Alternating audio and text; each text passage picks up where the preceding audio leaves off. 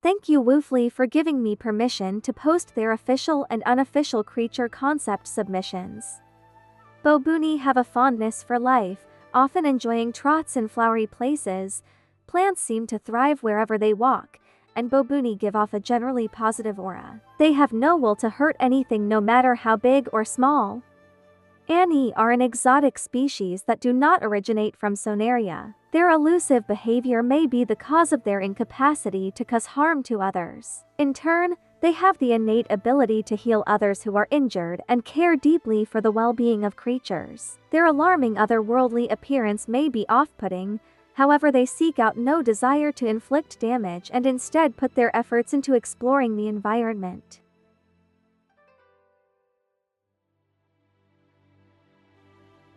Shiyaro are very flighty and jumpy creatures. Their fragrant aroma disturbs predators while using it to get along with others in the pack. Unfortunately, its wings are too small to get its fat little body off of the ground for long, thus they instead glide around the forests with short bursts. Kohikii are ruthless monsters of the deep, hunting constantly to feed their hungry young. Their aggressive nature makes it hard for predators to approach their young without suffering the consequences. Citrulantis are tall thin plant-like creatures that are very flighty. They are alarmed by the smallest sound and are quick to jump away. They bounce like deers, skipping while running. Although they have a shy nature, they are very affectionate to other members of their groups and even raise young that are not their own. Despite Citrulantis being passive, attacking them can result in a quite unpleasant sour taste left in the attacker's mouth. Geogoff are primarily terraforming creatures. They will make homes in the warm soil or find damp caves to hide out in. Their bodies rely on warmth as there is no fur to cover their bodies. Geogoff are very playful towards one another, but can easily get disoriented when they cannot feel the ground with their sensitive quills, as they are blind. Buff Eulopii like to spend their time exploring and communicating with others of their kind. They scavenge for debris from fallen leaves and sticks to make themselves covers and protect them from the rain. Despite their weight, Buff Eulopii can climb short distances. Doragonix travel in groups as they are less vulnerable together. They enjoy soaking up the sun as it provides them with enough energy throughout the rest of the day and into the night, allowing them to not need sleep. The extra energy is stored up in their tails, which they can drop if they need an extra boost or to distract predators. Diesura travel in packs across long distances to find food. They're stronger in numbers, but vulnerable on their own. Diesura are content with small creatures riding on their backs and using them as transport. To defend themselves, they will use their strong legs to attack predators with a blow powerful enough to knock a medium-sized creature to the ground.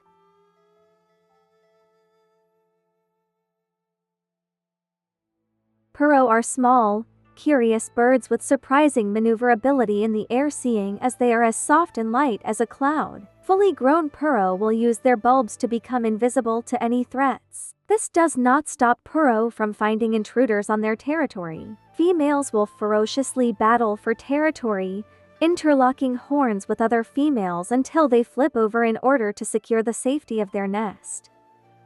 Sylgaia are passive and gentle to smaller life forms that surround it. They will choose a spot to rest, preferably in the warmth of the sun, to store up heat and energy as to not get too cold. Sylgaia emulate the sounds around it, such as the echoes of fallen tree branches or melodic chirps. If Sylgaia rest for long enough, the more moss will grow on its back, allowing it to absorb more energy and allowing it to stay awake for longer.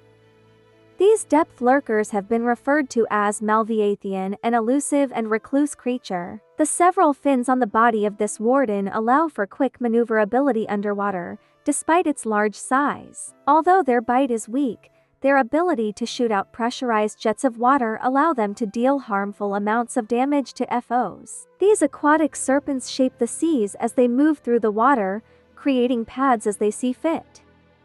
Flickaflie are cursed to live very short lives, as they are so attracted to the glow of the lamp attached to their antenna that they will forever follow it until they die. The only reason they live long enough to have young is if they so happen to run into food by sheer chance. The rotting food that Apofuex consume cause toxic fumes to emit from the vents on their body. Apofuex are passive and have no intention to harm those around it, but they cannot help the damage they cause. As they grow older, toxic waste builds up on their vents, which drips onto surrounding life and slowly killing it.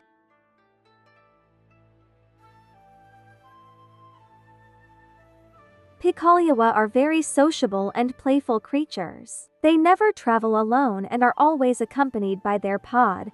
Picaulua hatchlings are born without gills and must adapt to breath underwater the minute they are born by being immediately thrown into the water. When they reach adolescence, they are able to freely breath underwater, however they will never grow out of their pod. This causes Picaulua pods to be very large in size.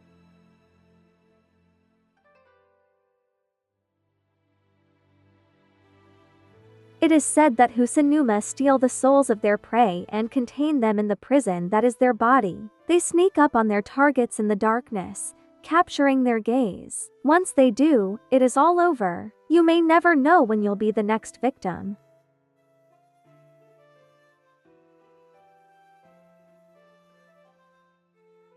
Despite their clean and elegant appearance, Leurimess are not afraid to defend smaller creatures by making loud and obnoxious sounds. They shake their several decorative body ornaments to startle off predators, and are not afraid to get their claws dirty, swinging them at foes and snapping at them with their sharp beaks.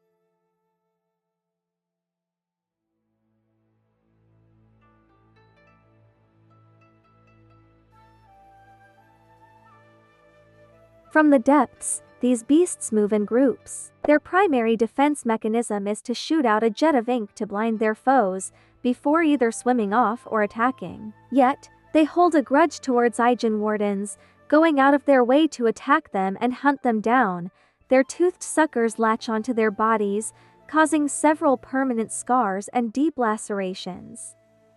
Forstagorph wander aimlessly through thick blizzards, seeking no true destination. They seem to be the spirits of those that got lost in a snowstorm. Their haunting wails send a chill down the spine of any creature that dare come close.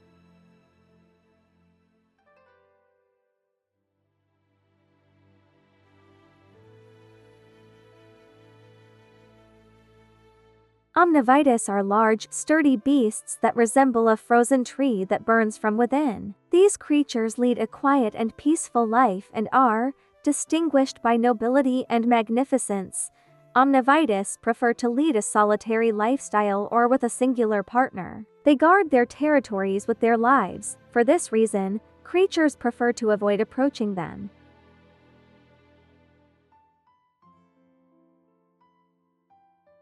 Parasichus move through the night as if they have no mind of their own. They hunt for meat deposits to lay their eggs in, which hatch into small parasites that then grow into adults. Because of this, their lifespans are not very long.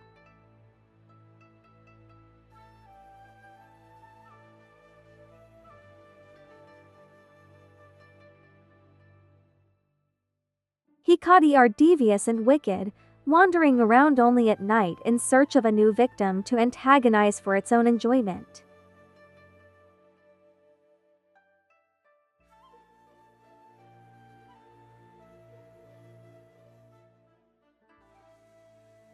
Cimidstik tend to stay close by branches to camouflage themselves from threats. Their sweet and woody smell attracts Cimibu, who provide warmth and protection to these fragile creatures.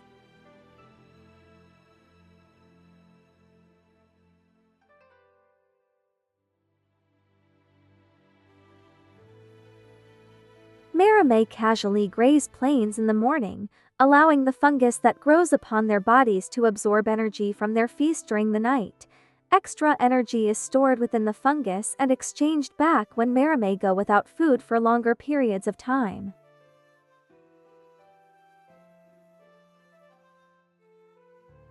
Magmasta engage in fiery duels with one another, horns ramming into each other to fight for dominance. They come straight from the fires of volcanoes when born and form a tough crust made out of hardened magma. Yura live in solitude and are fairly docile. They tend to hunt over oceans as they traverse the sea and skies with equal agility. It is uncommon to find them on land as Yura are always moving and tend to only sleep while gliding when traveling longer distances. Muneseiker stalk the dense forests in complete darkness in search of water and to keep their territory safe, never needing to rest for energy until the moon is in full light. They return to their caves in the daytime, where they care for the young in their colonies of dozens.